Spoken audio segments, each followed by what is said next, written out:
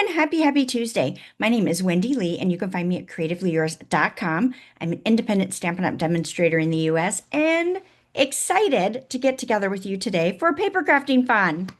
Yay, yay, yay, yay, yay, yay. So if you're joining me when this video premieres, today is Tuesday, January 20th of 2026. And there's so much going on this month. It's a crazy month. We had new products released from our Spring Mini, new kits, new online exclusives, new product of the month, which is a fabulous stamp set.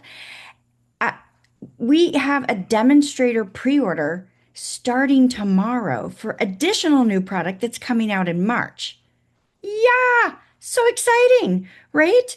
Registration also opens up tomorrow for my February Cultivated Creativity, which is our DIY paper crafting kit. You can see a little bit of a sneak peek behind me, just a few of the projects. And don't forget, our virtual card retreat is this week. And if you haven't opted in, you can still opt into that because all the content is going to be recorded. So even if you don't have your goodies in your hands yet, you can craft with what you have in your stash. And then when your goodies arrive, make another set. Yes, you can. So that is happening on the 22nd and 23rd. So a busy week happening. Yes, I know. Now, if you really want to get your hands on products early, which is one of the best perks we have as a demonstrator, let me know if you've got any questions. I'd love for you to come over and join my Diamonds demonstrator team. So much fun. Yes, yes, it is.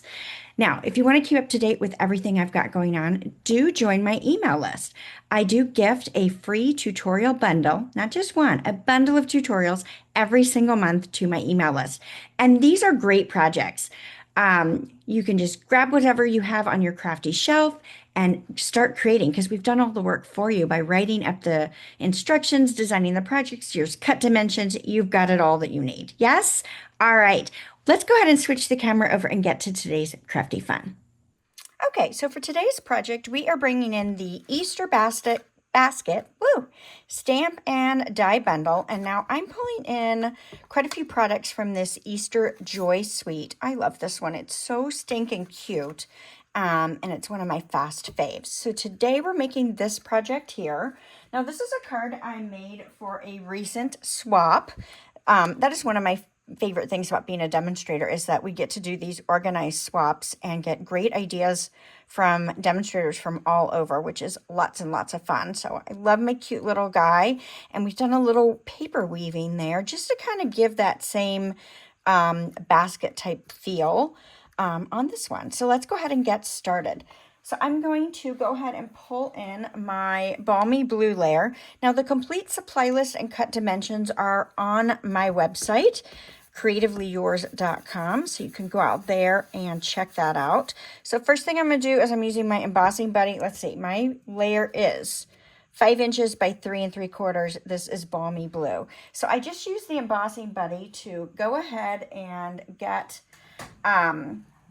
all the little oils, residue, whatever, off of my cardstock. And I'm going to stamp it with a Versamark ink. I'm going to stamp my sentiment. We're going to do a little heat embossing. So let's get this nice and inked up. And then I'm going to stamp it up here. Give that a good push. Nice. And then we are going to use our white embossing powder. And we are going to emboss this. So I like to dump mine into a plastic container, and you can see I have lots of debris in mine. I leave it open when I'm doing die cutting, and I shouldn't, right? You know, all the little habits that you have that you don't think about what they might do. Okay, so I'm going to go ahead, my heat tool, got my heat tool hot, and then I'm going to take it right to my cardstock. So I find that if I go ahead and heat my tool up first, I get less warping, less discoloration, and the embossing goes a little bit quicker, of course. So we're just going to just go across the layer. As you see it melting, just move on to the next part. You just want it to melt. You don't want to overdo this, or it will burn it. Nice? What do you guys think? So cool. I love it. Love it, love it, love it, love it, love it. Okay, so that cools pretty darn quickly, so we'll be able to touch this in just a moment. Now, I have got some designer paper strips, so this is from the specialty paper, and I will list the proper names of all of these in the supply list on my website. So this is a specialty paper pack that's part of this suite. And then we've got these strips here from the Easter Joy pack. And then I've got 2 extras I'm going to put on the card inside. So I've just cut, I've got 2 of them. These are 5 inches by 3/4, these 2 right here. And then these 2 are 3/4 by 3 3/4. Okay, makes sense? So it fits right on my shape here. Now, I found the easiest way for me to put these down was to go ahead and add a little bit of adhesive to the end and get that placed where I want it. So I only put it at the top end. I did not put it at the bottom end because I want to be able to weave these together. So same thing, I'm going to do the same thing on this one. Just put a little adhesive at my top. And, you know, you can leave as much or as little space between these as you'd like to. It's entirely up to you. So I'm going to slide this one under just from a placement perspective. Actually, let's put a little adhesive on the end. Why not? Let's get a little adhesive. I'm not going to tack that down yet. I'm going to have that hang off the edge yet because I want this bottom one first.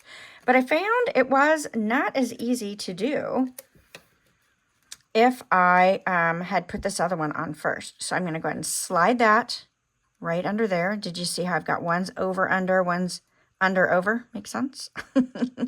I hope so. So this is why I didn't put this one down yet, because if I want a little more space, like I want this to be similar spacing to what I have over on this side.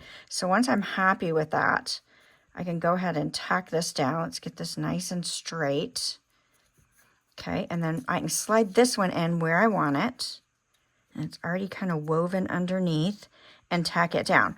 But before I do that, I want to tack this end of this one down now that I've got those 2 together so I can secure that in place. So now it's so much sturdier. I'm going to get less shifting going on. And then I can tack that end down, and then we'll put these 2 down. Now, I am going to make sure or double check or try to get these straight. I've made several of these cards because I made swaps, right? So when you make a swap, if you're not familiar with a swap, you design a project based off whatever the swap guidelines are. And then you make your cards, right, to align with it. All right, so I am not loving, I think I'm crooked. Somewhere I'm crooked. Maybe it's right there. Right there is where I was crooked. And I feel like this bottom is a little crooked too. You know what? I think it's an illusion because this paper is not a straight plaid. Like it's a plaid, but it doesn't, but it weaves. Like it's not straight perpendicular lines. So maybe that's what's throwing me off a little bit. So I love that. I love this little woven detail. It's not difficult to do. And I think it adds a really nice touch to our project here. I still feel like I'm slightly crooked. We're going to let that go. We're just going to jump all in. Now, because I did heat emboss this top edge, I'm going to do a little extra on my adhesive on this one, just because I want to make sure all my edges are down nicely. And I'm going to grab a piece of Shy Shamrock. So this is one of our in colors. And I haven't used this one much. You know, I tend to use the colors that are in designer series paper because that's how I like to work. And it makes that easy, right? You don't have to guess. The work is done for you. All right, so I'm going to put that down. So the green layer is 5 1/8 by 3 7/8. I like those skinny borders. Isn't that cute? I love it already. All right, let's get our thick white card base. So this is 5 1/2 by 8 1/2, and we're just going to fold this in half. Standard card size here. So you can cut your 8 1/2 by 11 cardstock in half in either direction, and get a full-size card, which is nice. No waste. I like that too. All right, we're going to go a little extra on our dimensionals. I used to always use 4, and now I just use 6 on the card bases like this. Makes me feel better. All right. So I'm going to lay this right down on my thick white front, card base front. So cute. So cute. Are you loving it? I hope so. I love it. All right, I'm going to bring in a scrap of basic white cardstock. And let's bring in this adorable little bunny. and some crumb cake ink. Now, you could go to town with this image and really do a lot of coloring. I wanted to keep that part simple, right? So I thought it was fun to just keep him white and do some subtle stamping there with the crumb cake. It's, you know, it's not overpowering. It's cute. All good stuff. And then we can grab our coordinating die and go die cut this out. He's so cute. I love it. I love it. All right, let's pop him up on the card front as well. Now, I don't think I mentioned it, but this product suite is the product suite that we're going to use for our Cultivated Creativity February kit. So that is my DIY paper crafting kit. And we curate a great, awesome, awesome kit every single month, chock full of goodies and fabulous projects. There's 4 cards and 1 not a card project in each kit. So let's take our Wink of Stella and add a little shimmer to his little cottontail here. I don't why we wouldn't do that, right? Just adds a cute little touch. Now the next thing I want to do is I want to cut some of the eggs, Easter eggs, right out of the designer series paper. Now I will tell you there are some fabulous stamps in this set as well, and you could stamp if you prefer.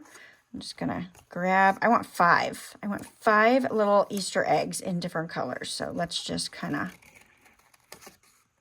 and I'm not going to overthink this. And you can use your partial ones too if you want to layer them over the top of each other. That's a great way to do it. So the die does line up with some of these little Easter eggs, but I found it was just quicker for me to fussy cut them. So when you fussy cut, I recommend, at least what works for me, is to cut deeper down in your scissor and try to move your paper and not your scissor. I get a smoother, better look when I do that. Is it perfect? Heck no. That's not my style. It's handmade, and that's okay. All right. Are you guys fans of fussy cutting, or does it drive you nuts? I am not a huge fan of fussy cutting, but this card called for this, 100% in my opinion. And while I really was staying with the blue-green feel of this, you know, and kept the crumb cake stamping really subtle, I could have stamped in the blue or the green as well, which would have been sweet. But I decided that I would do crumb cake because I wanted him to kind of look what you might expect in a bunny. Granted, a bunny at Easter can be any color, can't it? I think so. So when you're fussy cutting, you can leave white space. You can cut all the white space away if you'd like.